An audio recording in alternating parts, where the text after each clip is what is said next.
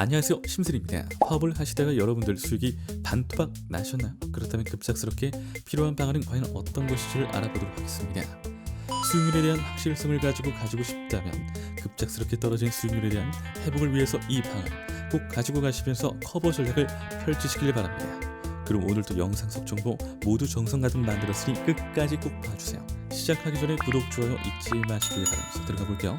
이전까지만 해도 기본적으로 하루에 30만원 이상을 벌던 사람이 다음날도 그 다음날도 그리고 또 그 다다음날도 15만원 이하로 벌게 된다면 얼마나 속상할까요?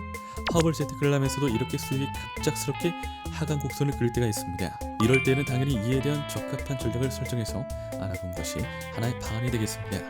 그래서 오늘날 도움이 필요하신 분들을 위해서 어떻게 하면 적합하게 떨어진 수익률을 회복해 갈 수 있을런지 이야기를 해볼까 하는데요.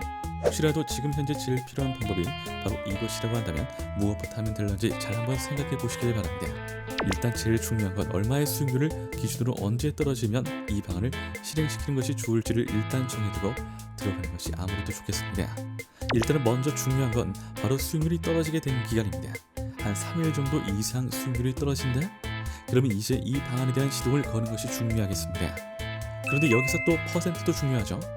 50% 이하인 반토막을 기준점으로 해서 3일 이상 50% 이하일 시에는 이 방안을 시동 걸어 보시는 것이 아무래도 미래적으로도 좋겠습니다. 이럴 때는 일단 당연히 원인 파악이 들어가줘야만 하고요. 그 다음에는 대처 전략을 설정을 해야만 하고요. 마지막으로는 앞으로도 그러지 않을 수 있게 강력한 방안 마련도 하고 들어가야지만 마무리가 될 수 있겠는데요. 보통 원인 파악의 경우 어떤 구간인지 그리고 어떤 전략을 설정했는지 그리고 틀리는 포인트는 어느 포인트인지를 잘 알아보고 잡아가시는 것이 좋겠습니다. 예를 들어서 3회차에서 매번 금액을 너무 심각하게 올리는 바람에 미적이 나게 되고 그로 인해서 피해율이 늘어나고 있다면 3회차에서 거꾸로 소액으로 줄여보는 등의 전략적인 설정이 꼭 필요하겠습니다.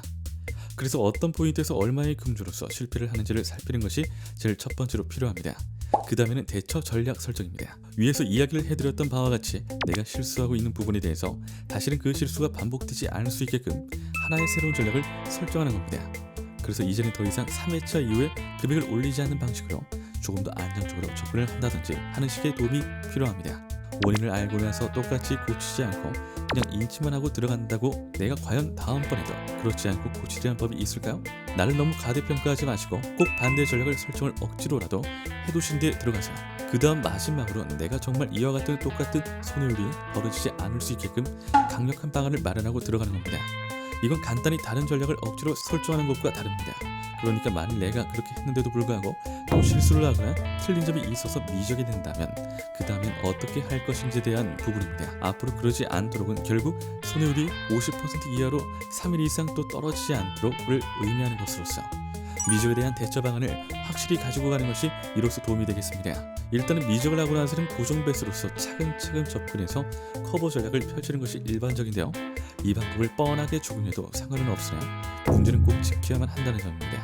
그리고 커버가 만일 10만원을 잃었다면 반면 5만원까지는 꼭 이루어지고 나서 하루의 게임이 마감이 되어야만 한다는 전략을 설정을 한다든지 아니면 분노뱃을 너무 자주 하는 사람이라면 미적의 투자 금액 대비 3분의 2 이상이라면 그냥 바로 재충하지 않고 포기하고서 다음날이나 다음번 게임에서 회복하는 것으로 나와의 약속을 정하고 룰을 설정한 뒤에 합리적으로 접근해서 현명하게 처리하는 것이 좋겠습니다.